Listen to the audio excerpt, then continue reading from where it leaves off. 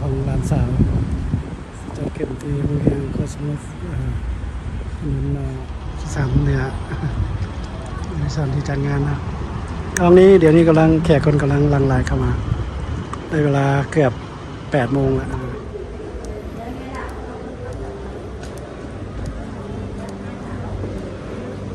สบายดี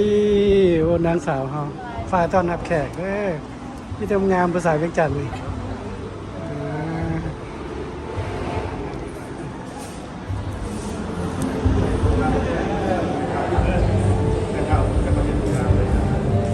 สบายดีสบายดีสบายดี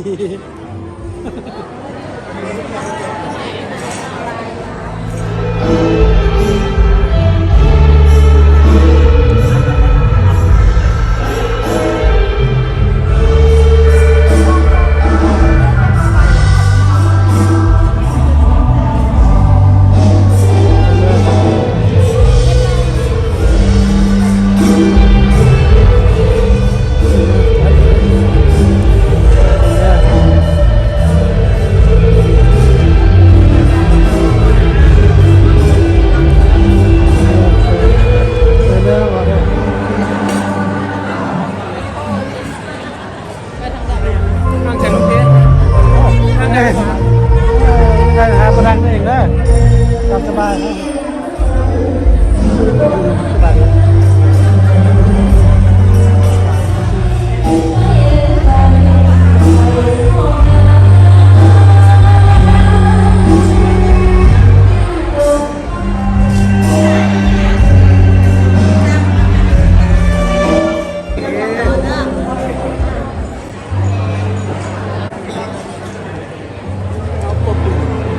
เกิดก่อนอยู่เนาะงั้นกำอยู่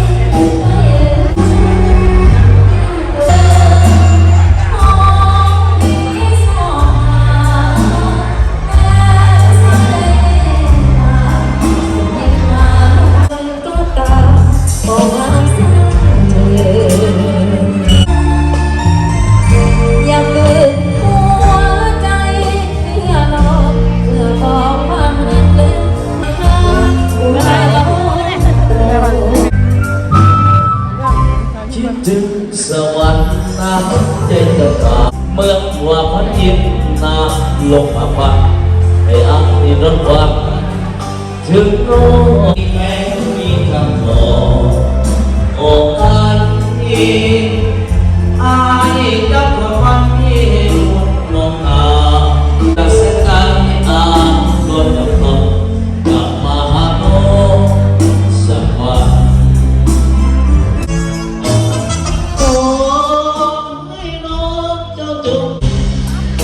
อกฟ้า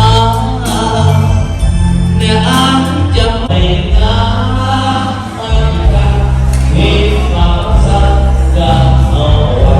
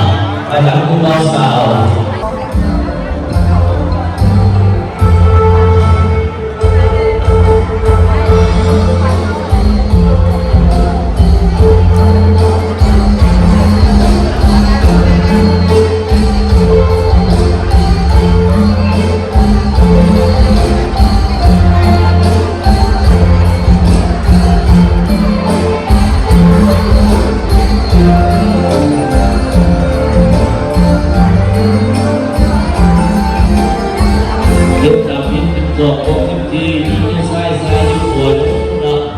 การมีทองประเพณีที่เพื่อสอบพวกไว้หมอจะพาไปสายกับผมจะพาไปกินกับสายเมือง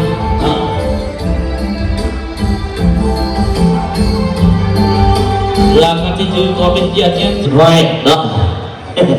ขอเป็นเกียรติเชิญทุกท่านบรรทุทวงเพชรคือบรรดาขบวนอีกครับคือบอสาว สุขบาดีบรรดาญาติพี่น้องแขกทุกทั่วหน้าคนอื่นไปเรียนกันตั้งทุกกองทัพถือเรียนญาติพี่น้องทุกส่วนกรรมส่งพายที่ฮักแพงมันยังเพื่อนชีวิตมิตรสหายบรรดาทานแขกท่านยิ่งกษัตริย์ไทยที่เคารพติดตามก้มหักมัดของเบาสาวที่ได้โกงคอยมาเป็นเวลานานติดตามกันตั้งเทิงตกลงอนุมัติให้พนักงานมีเงินไขทบทวนทางกับตัวตามระเบียบประกันติดตามกันนั้นไหนตกลงเป็นเอกภาพของพ่อแม่ญาติพี่น้องทุกกรรมสบายจึงได้จัดงานความมหาคุณให้แก่เอาใส่จุ่มหุ่นเรื่องสาเล่นนางชุดฟารุ่นเชื่อเทียนขึ้นยางเป็นทางการฉะนั้นในอนาคตต่อหน้าถ้าคุณชมรสผมมีเรื่องก้าวนี้ไปประสานงานงานขอให้ญาติพี่น้องทั้งสองฝ่ายช่วยตักเตือนทุกลูกเพื่อให้ครอบครัวของเจ้าเป็นครอบครัวที่ดีเป็นครอบครัวพระสุขก้าวหน้าในสังคมเพื่อเป็นการต้อนรับขับสู้ญาติพี่น้องบรรดาท่านแขกของเรามีพาเขาทุกที่เป็นการต้อนรับภายนี้โดยบนคุณลงไปจงมีสุขภาพแข็งแรงให้เป็นผู้เกี่ยวเวทีโดยรัฐสหายแขกรับประทานอาหารยกยืนไว้บนผู้ลงไปขอขอบใจ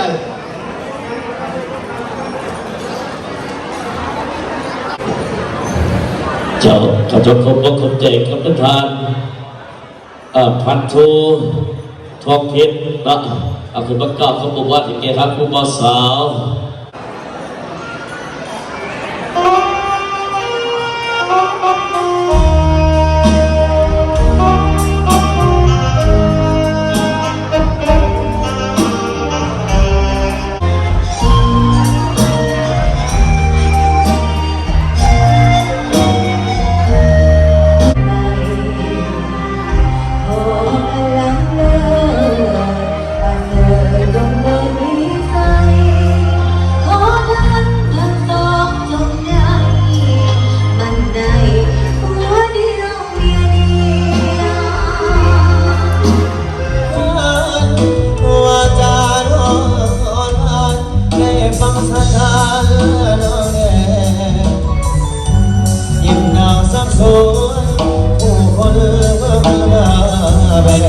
หยุดบอกงานเงินแม่น้ำจิ้งแท้สาวใส่เอ้ยเมื่อยามตาให้สุดตะไลแพ้หากใจน้องมาเพียงแม่จะบอกพ่อแม่ไปขอกันทีอย่าระบุบ่สมลงทะลงสาวใส่ได้ได้แฟนงามยามใจดีถึงใจสาวอันขออนุญาตประธานเกี่ยวกับประเด็นเกี่ยวกับดาวโซกอไซขอยังมันควรยืนแค่ไหน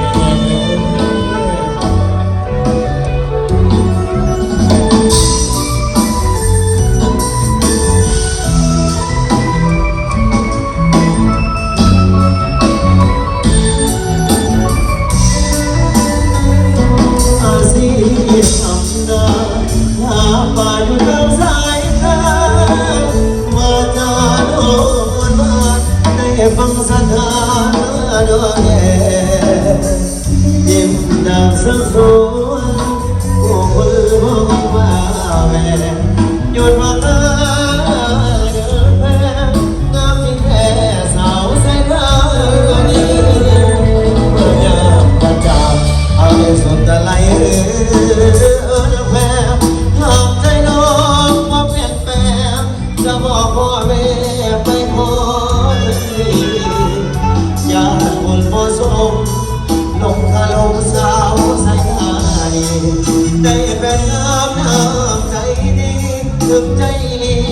สาวงานเ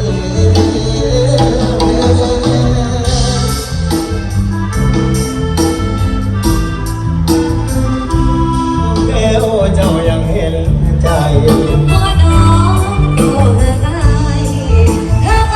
ไม่ปากสีว่า น้อ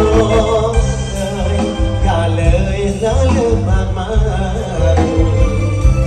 อายเอ่ยน้องบ่เลือกเลยหากมาน้องบ่รู้กัน หากกันสวัสดีเลยพอดีแล้วประธานเกี่ยวกิ้วกันเลยเกี่ยวกันเอาโซ่เอาใส่พอจะมันคอยยืนแค่แค่เนื้อ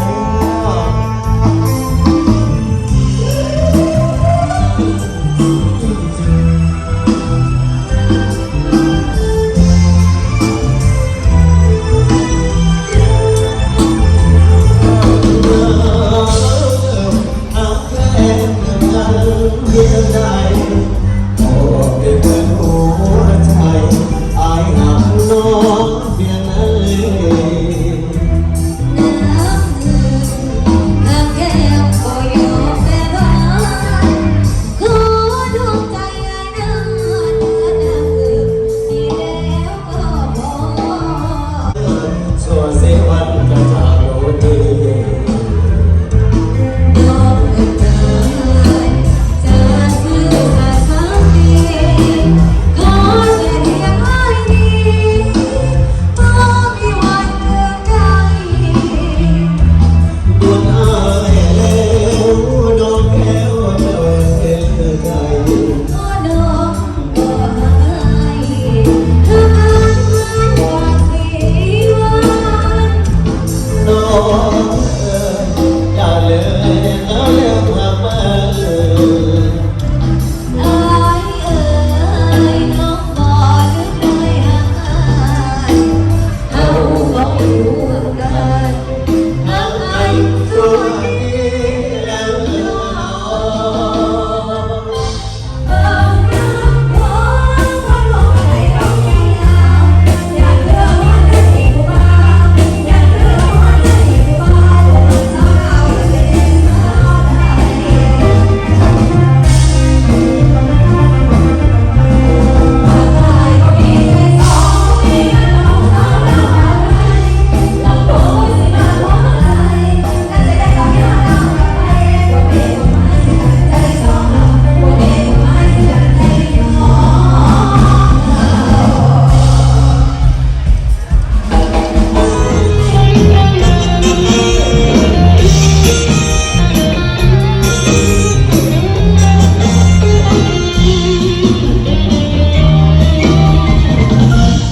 น้องนั้นงามเหมือนเดืองามบ่มีกิน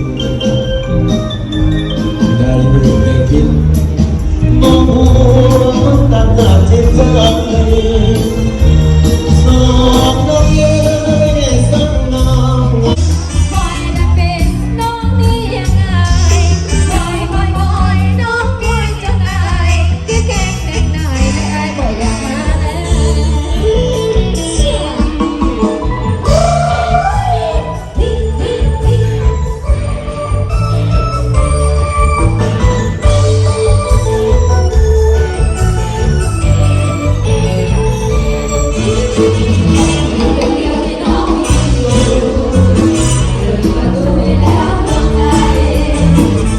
อย่ามองว่าน้องไม่รักเลิกจะดังก็ได้สานมองเมื่อนอนละเมื่อลอยใจละลอยคอยหาเป็นวันโลชาวนาอายจึงบ่อยากเจอบ่อยากมาทันทายคอยและปิดน้องนี่ยังไงคอ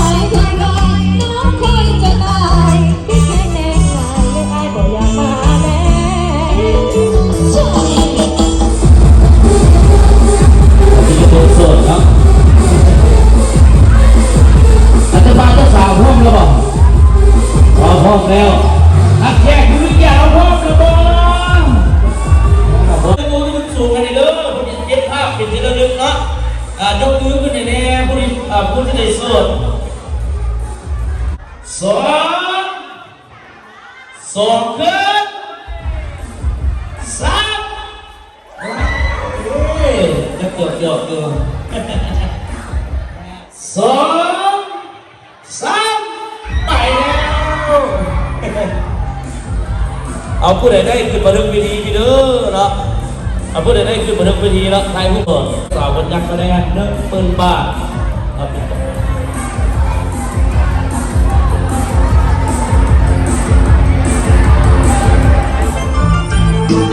โอ้ยน้องโอ้ยน้องสาวทำให้อาที่จะเข้าไปจะลงเข้ามาแล้วลงมาแล้ว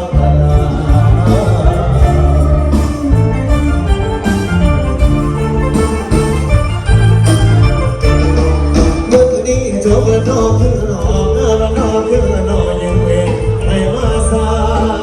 ให้น้องทำแม่งามน้องกับน้องเก็บข้าไปมาอยากอยู่แล้วเก็บน้ำเก่าเก็บเงาสักมาอันเก็บปากน้องยังมาเด้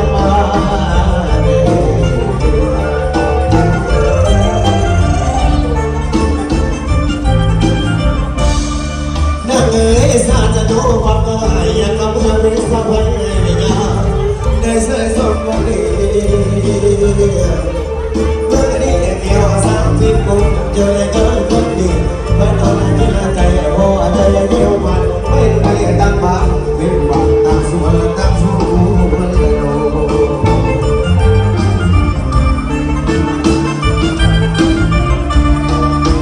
คุณเลิกลำซอยปวดตัวไว้อยู่ในแดนดงดอกกำลังจะมาน้องพ่อกำลังจะนอนพอไปแล้วจะใกล้มาพอนคนลำก่อนสารวันเที่ยวกันเอาเที่ยวกันสารวันเที่ยวกันเอาเที่ยวกันสารวันเที่